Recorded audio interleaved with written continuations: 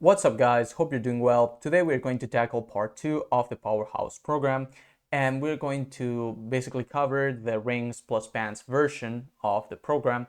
And you're going to see that there was a change in the split, and the reason why that is that because we're going to be working today with suboptimal loads, we need to make use of intensity techniques and also pre-fatigue. So what we're going to use today is basically rep goal sets. I think that's the only one that we use in this session, in this program, but it's going to be handy to explain for the future. So keeping that in mind, instead of being full body 3 times a week, it's full body, upper full body, to better make use of pre-fatigue, basically, of your performance going down as the session goes by.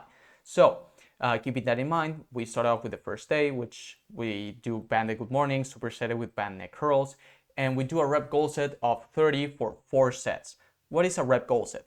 Basically, you see this number here, 20, this is an approximation, but you want to pick a band that allows you to fail at rep 20 approximately. Again, it can be 18 to 22 because your performance is going to drop set to set. So you pick a band that overall allows you to fail in that range, and then once you do, you rest pause until you reach the rep goal set. So it is 30 reps. So let's say you get 20 on your first set, you have to rest pause until you get those extra 10 reps. Then on the next set, you get 18. Well, you have to rest pause until you get those 12 reps, and so on and so forth. And this is very intense, it's very difficult, I know, but it's what you have to do if you want to grow your lower body with just bands. And again, you go to failure because it is a concentric focused movements because of the bands. So that's the first thing. Second thing is band neck curls. So 2 to 3 sets of 15 to 25 because it doesn't really change a lot compared to the regular neck curls or neck extensions.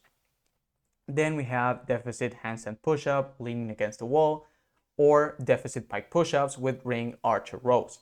So my goal here was basically to target the upper back with the ring archer rows and also provide a heavy quote-unquote pulling movement such as the weighted chin-ups on the previous program.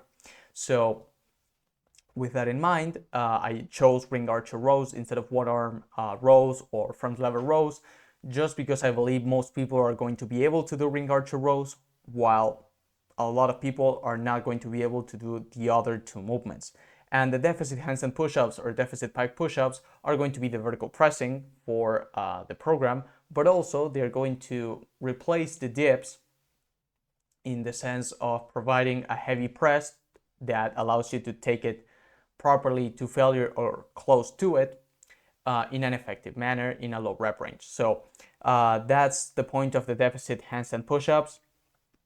Then the next superset is going to be ring hamstring curls and sissy squats, just to add even more like volume and end up destroying the whole posterior chain, and also some extra quad volume because we're going to need a lot of it. So that's the first day. Then the second day is going to be an upper, and we're going to, well, it got cut off here because of the Google Sheets conversion to PDF.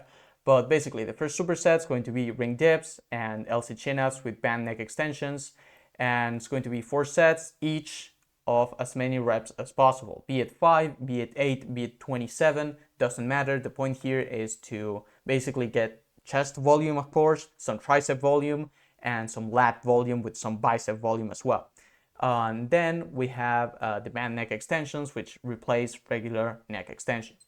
Then we have a total set of 4 between ring extensions and band pushdowns. So what does total sets mean?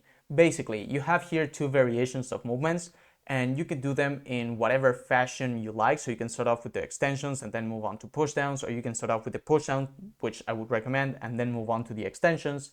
And the total sets are 4, but you can do, for example, 1 set of band pushdowns and 3 of extensions, 2 and 2, or the opposite way. Or you can do just one of the movements, just 4 sets of band pushdowns, for example, if your elbows are kind of fucked in that particular day. Then the same goes with ring curls and pelican curls.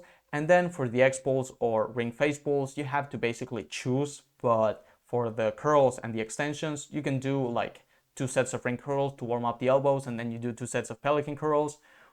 and the same goes with the extensions and the pushdowns. And again, you can replace them by BFR diamonds if you have BFR bands. I didn't include them because not a lot of people have BFR bands, but I would actually recommend it over the band pushdowns. So 10 to 15 if you're doing the band pushdowns.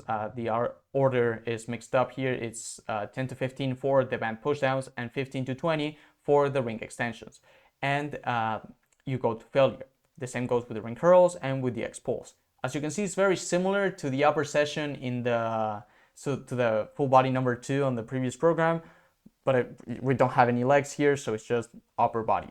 Then we have full body number 2, in which we start off with either band squats or pistol squats, 4 sets of, if you have bands, 6 to 10.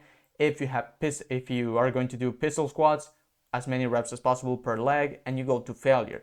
So it doesn't matter if it is 30 reps per side of pistol squats, you go to failure.